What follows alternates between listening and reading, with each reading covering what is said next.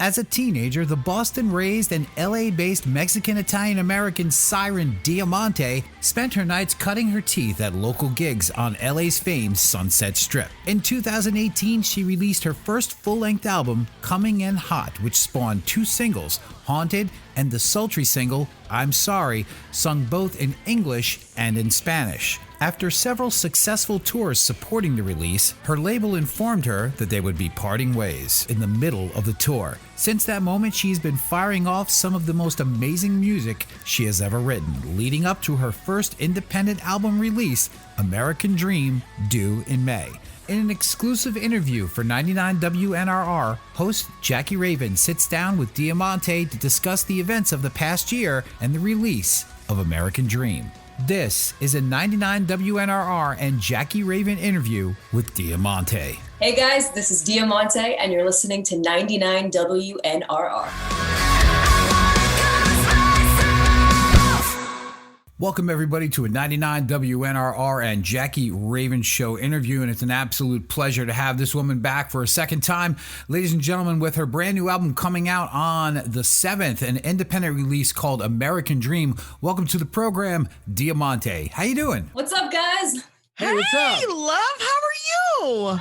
So good. Thank you guys for having me. All right, so sweetheart, I know a lot about you. Tell our viewers and our readers how you got started in the industry and what was it that kind of brought you into the fold? Because girl, you got some pipes on you. Let me tell you, you really do. I feel like, I've been singing my whole entire life, like ever since I can remember. I was locked up in my room for hours just singing along to my favorite albums.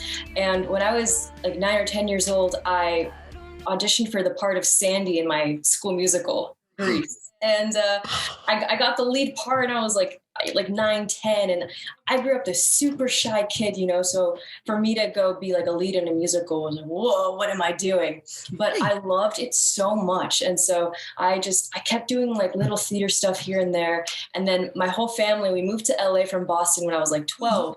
And that's when I did a School of Rock summer camp thing. And that's how I discovered rock music. And I got to cover Led Zeppelin and Black Sabbath and Blondie and like all these amazing bands that I had never even heard of before. And I got up there, I was like, 12, 13, I'm singing this rock music. And I'm like, whoa, I want to do this. This is rad.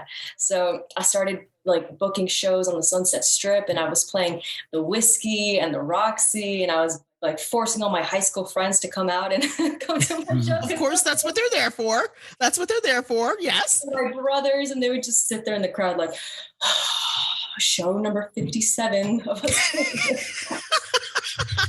Do you still have a little bit of that shyness, or do you have a little bit of that anxiety before you still go on? So the funny thing is, I don't really have anxiety before going on stage. It's more like, I can't wait to do this. Okay. I kind of transform into like this self-actualized, like fully realized version of Diamante when I hit the stage. It's like I become like the coolest parts of me ever. So that's why I love doing it so much. But then off stage, like if I don't know you that well, I can come off really shy and reserved and be like, oh yeah, you're being so quiet. And that's just how I am. And that's the joke, like, oh, man, I wish I could be more like stage Diamante in real life. That's the New England in you, honey. That's the New England in you. Yes. I have a question. When we talked the last time, you brought up how much 80s hair metal and that movement was a big catalyst for you in your performing and songwriting. Did School of Rock have anything to do with that? And was it as much for the music as it was for the show? I would say both, because like you said, my huge inspirations were Stevie Nicks and Debbie Harry and Joan Jett. And I think it was because I thought they were just so cool and confident. And I was just this shy, awkward kid. So I wanted to be like them. And I really connected to their vocals too, and the grittiness in their vocal. I had never heard it to that extent because I grew up listening to pop rock. That was my thing. I loved like Pink and Kelly Clarkson and Avril Lavigne and that kind of music. So when I discovered Joan Jett and Stevie Nicks and Pat Benatar, I was like, oh my God, this is cool. It was kind of like a mind blown. Yeah. Love it. I was like, I didn't know this was a thing. Your new track, honey. Amazing. Wow. Thank you. Okay, again, educate. Now, granted, I believe I know what it's about, but educate us. That song is very personal and introspective. I think on my first album, when I wrote songs, it came from a place of empowerment, and I wanted people to feel more confident and stronger and just better when they listen to my stuff. But I never really wrote from that perspective of like, sometimes you don't feel like that, and that's okay. And so I wanted to bring that to light and make accepting the fact that sometimes we kind of hate ourselves also an empowering thing. Because I think the more we talk about it, the more normal it is. And I've definitely had days where I'm like, man, I wish I could just be anybody but me. And I think we all have at some point. And it sounds ridiculous to say because we're all super awesome in our own ways. But I've dealt with depression, so I never really sang or wrote about that kind of stuff. So Ghost Myself was like kind of my diary in a way, just getting released. And hearing all these people be like, man, I feel the same exact way sometimes. That's what's so fulfilling when I write music. So I'm super proud of that song and I love it. And we did this really cool like girl fight club music video for it, which I love even more. It's just been awesome. Total girl power. I got a question based on that and the elevation from one album to the next, and we'll get into the story later on about kind of what happened in between. But really early on, you were releasing and you were kind of doing like stuff like pop music. Yeah. And I think and we all know the story. Sometimes an artist needs to find their place and trying different things and developing into what you feel is really coming out of you. And I feel that sometimes, as a female lead vocalist, they try to fit you into this perfect, silo of what they want you to be. And then all of a sudden you said, you kind of, it felt like that album Coming in Hot was kind of like a rebellion in a way. Was that the progression for you as an artist, that, you were starting in one thing that people thought you needed to be. And then all of a sudden you said, this is where my heart is. I'm in rock, period, end of story. Definitely, because when I first started working with producers and writers, I was only 13 at the time. So of course, like they see this 13-year-old girl, they're not going to think like, yep, rock and roll. Right, exactly. Exactly. So at first it was definitely like, okay, so we're just going to make pop songs because that's kind of the expected thing to do.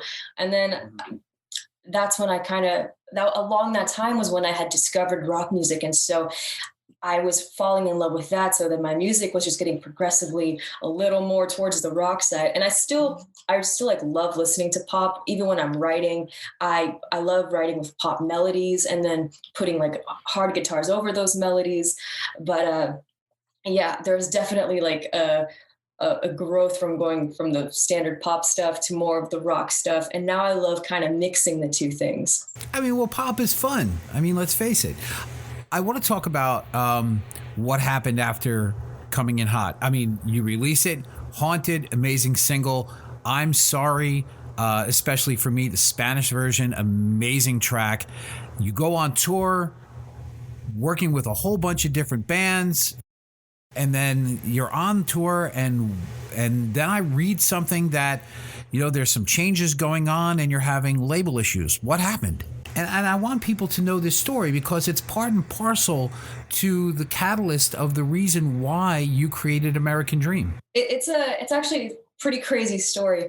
I was 18 when I first signed with that label, and it took probably 2-3 years from the time I was signed to the time that album actually came out. So it was like a super long process. And then I toured on that album for a year or so. And when I was on like one of the biggest tours of my life up until that point, it was me and Breaking Benjamin and 3 Days Grace and Chevelle. Yep. Like I'm out here playing these amphitheater shows. I'm like, what is going on? I get a call halfway through this tour. Well, my A&R calls my manager and says, they decided they're not going to do the second album with you. And I was like, yeah, that's really funny. So what are we really here to talk about? And my manager goes, no, I'm being serious. They're not doing the second album. And I was like, oh, okay, time to plan B, Right. So at that time, I already had a lot of songs written just because I actually like writing more when people are not telling me to write. If I got people telling me, you got to go write, I'm like, I don't want to. So, but if no one's telling me to do something, then I'm like, I'm feeling very creative. So I had all these songs in my back pocket, and I wasn't too, I was shocked, I was confused, but I wasn't necessarily devastated because I knew that I had already built such an incredible fan base and I had these songs, and no matter what, I was going to keep releasing music and playing shows. So I was just like, okay, we got to regroup. We got to find a way to put out another album. And the last year I've been working with Howard Benson and Neil from 3 Days Grace. And we wrote and recorded this entire body of work, and it's almost here. So it's like, even though at that time I was like, oh my gosh, what's going to happen? I always kind of knew, no matter what, it's going to be forward. We're not stopping here at this point. Was it a situation where, it was the damn bean counters over at the label, or were they just going in another direction? Because after the success of Coming in Hot, to me, there was no viable reason, aside from maybe the label tanking, that they wouldn't do another record with you. Yeah, it didn't make sense to me at all. A lot of people say, I'm never really going to know the answer. So that's why I stopped asking a long time ago. I'm just like, it is what it is. You just got to move forward. I hear you. You can't dwell too much on stuff, but I'm really glad that it happened. I'm very grateful for the experience I did have with that label, because they definitely, catapulted me to a whole new level than where I was when I was 18. But like this whole process of doing this new music as an independent artist has been so much fun, because I got to decide what songs I wanted to put on the album, when I was going to release them, who I was going to collaborate with. Like, I didn't have to ask anybody for to have Ben on Iris. I just hit him up on Instagram. I was like, hey man, you want to jump on this song? He's like, yeah, cool. Let's do it.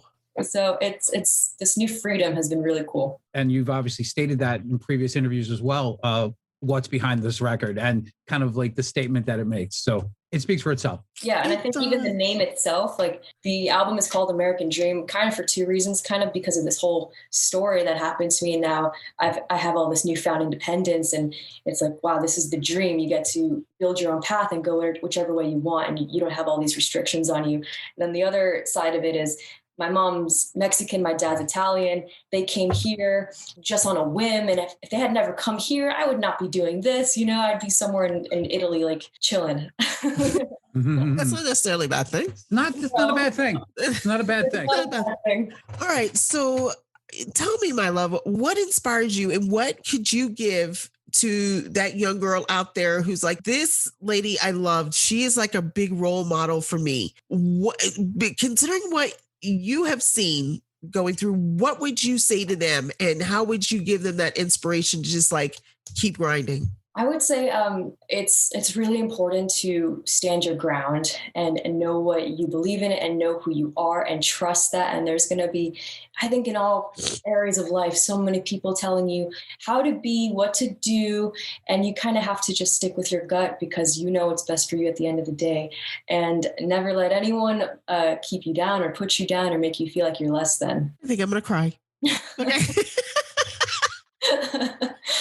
Oh, that is so amazing. And like I said, I'm just like, oh, let me bow down to this, because you're just, like I said, that track is just absolutely amazing, and it's very uplifting.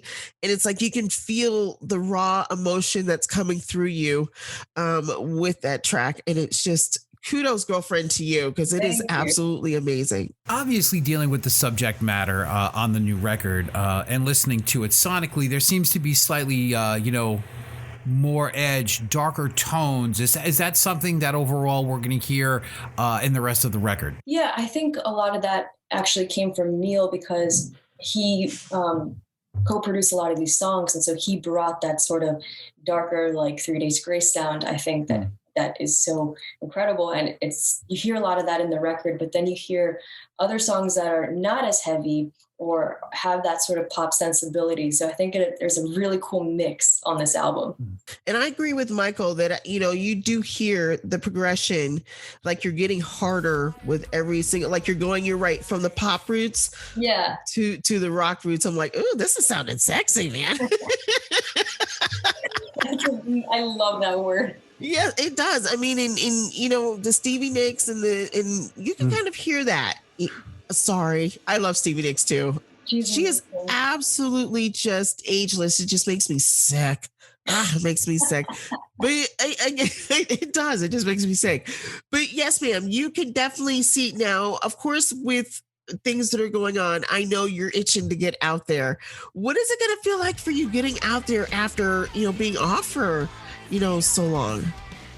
I don't know, dude. I mean, this last year, because I felt like I just had to do some kind of show, I did do 2 live stream concerts. Mm-hmm. So that was fun because I at least got to put on a show and play with my band guys and feel like, oh my God, this is me. But of course, there's no crowd. It's just you in a warehouse. It's not the same thing. But I think when shows do come back, I'm just going to be so incredibly grateful and stoked. I will be the first to admit, and I've talked about this a lot with my other, singer friends, performing friends, and, we're all guilty of like having a show and not feeling 100% up to it. You're like, oh man, I just got to get through the show. I will never have that feeling ever again. I'm like, thank you, thank you, thank you, thank you. Because I think you take things for granted sometimes. I know I do. Mm-hmm. And this whole last year because in 2019, I was touring like crazy, and my mentality was like, this is going to be my life forever, and this is what it's going to be, and nothing's going to change, and everything's great, and I'm untouchable. And when life gets so flipped on its head like that, and everything changes, your perspectives on everything really change. So I'm just going to be stoked, and I think a lot of the fans are going to be too, and the shows are going to be probably even more fun for it. And how does one manage that controlled aggression, especially in this kind of situation? We all know the duality of, you can't expel all of your energy early on, or you won't have anything left as a singer and a performer for the rest of the set. So you have to kind of manage that. So how would you go about doing that, considering the situation that you have so much energy and you just want to get out there and go? I've learned, because that was one of the mistakes I made, is I'd get so excited right before show. I'd have all this adrenaline. I'd want to run out on stage and give 110% energy. And by the second song, I'm like, oh God, I can't breathe. What did I do? Yeah. So one of the really cool things I learned, especially doing a headline set and having to play an hour or an hour 15, that's way different than, the opening slots where you've got like a 25-minute banger and you're done. Like the hour ones, you really have to pace yourself. So I treat it kind of like a sport, and I go running. I'm always trying to build my endurance. So I think that's going to be the same thing going back into shows, remembering that this is hard work. It is a physical job, and you can't just go in there blind and expect that you're going to be okay. You kind of have to train for this kind of thing. That is true. Or as they say, they call it the Corona calories. We've all. Is that what they're calling it now? The Corona calories. That is what they're calling it. Yes. I heard the quarantine 15, but I haven't heard the Corona calories. I'm like, I'm done. Yep, that's me. Yep. So I do understand what you're saying, that, trying to at least keep yourself active and in shape, because you're right. That first show, you're going to be like, okay, somebody ventilator. It's going to be rough. Oh my God, Michael, I'm sorry. I've gone south already. I'm sorry, dude. I'm sorry. You know me. It's a balance too, because as a performer, like, of course you want to give everyone 110% energy. You want to put on a show, but at the same time, you have to sing the right notes. You know what I mean? Right. They can dub over you, or you got like the, hey, guy, keep it on the song. I'll lip sync. Just go ahead and do it. It doesn't work that way. It doesn't work that way. And Jack, that's a good jumping off point. As an accomplished vocalist, what is your take on so many artists, including some of our favorite artists from the past, lip syncing to tracks now? I mean, we know there was a lot of, backup and, backup vocals in the choruses and stuff like that. We all know that. But now they're literally singing to tracks. It's lip syncing. What's your thoughts on it? I mean, I feel like so many artists do use tracks. And I me personally, I think it's a matter of like, how many do you use? Because if you have like the lead vocal track playing throughout the entire song, I'm sitting there like, really, dude, come on. You have like synth parts that you can't replicate on stage, or you don't have a keyboard player. Yeah, you know, or like all these cinematic things that are on the album, and you want to recreate it live, but you don't have. You have to put it in a track. So I get that, but I think if you're gonna be a performer and go on stage, you got to sing your stuff. Okay, you got to do it live, especially because if people wanted to just see like a pre-recording, they could just not go to a show. If the song is too hard for you to sing, then stop writing them so ridiculously high. You know, write songs that you can sing on stage. It's so pertinent right now, and it's a big problem. Most people don't care. As you know, like go concert, go watch a bunch of lights go off, and you know, who cares if they're singing the tracks?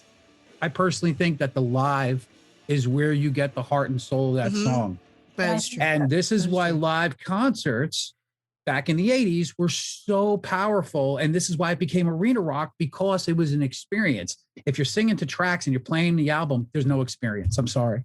Exactly. And that's a really great point, because I saw Lizzie from Hailstorm talk about this actually not too long ago. And I know that they don't use any tracks at all, no click, nothing. They just like go in there completely raw. And she said that feeling of like, oh my, if we mess up, we mess up, and that's that. And there's no curtain, you know, they are what they are. And she said that that's like the most rock and roll thing you can do. So I love that. I think that's awesome. Yeah, that's absolutely right. Jack, you got one more? I got one more after this. Oh my gosh. Okay, my love. My last question for you. Growing up for you, I can only imagine what Sundays were like for you growing up. Stop it, Michael. Don't you dare. I know where this is going. I'm going to hide. Was music a huge part, considering your heritage? Was it a huge part of your life? I mean, of course, Sunday dinners, yada, yada, yada.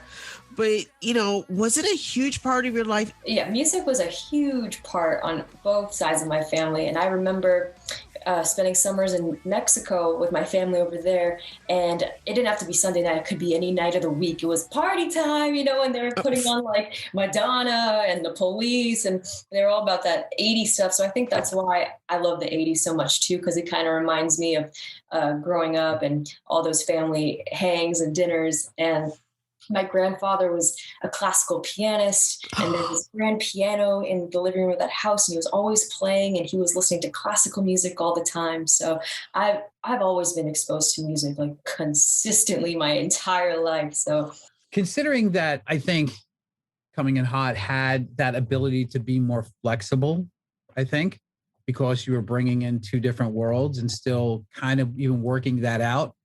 Like I said, I'm Sorry has more pop sensibilities than most of the record. So it feels like you were coming like from the older set till, you know, to that record, but now we're getting to something heavier. So we're making that next transition. Will there be something like that, like I'm Sorry in Spanish on this record? I don't know about in Spanish yet. I really do want to make more songs in Spanish because that was so fun. And I have a lot of Latin American fans who love that song. And when I play it live, I actually do like, I go from English to Spanish back to English, and everyone's like, oh my gosh, this is so cool. But I do have a lot of songs, not a lot, but I have a couple songs on this new album that are ballads that are like I'm Sorry, and definitely have more of that pop sensibility. It's a good time talking to you. Thanks. Thank you guys. Thank you so much. You are amazing. Thank you so much, my dear. You have a great day. Stay safe, honey. All and right, please come back and see us again, okay? I will. Bye, guys. Bye, guys. See you later. Bye-bye.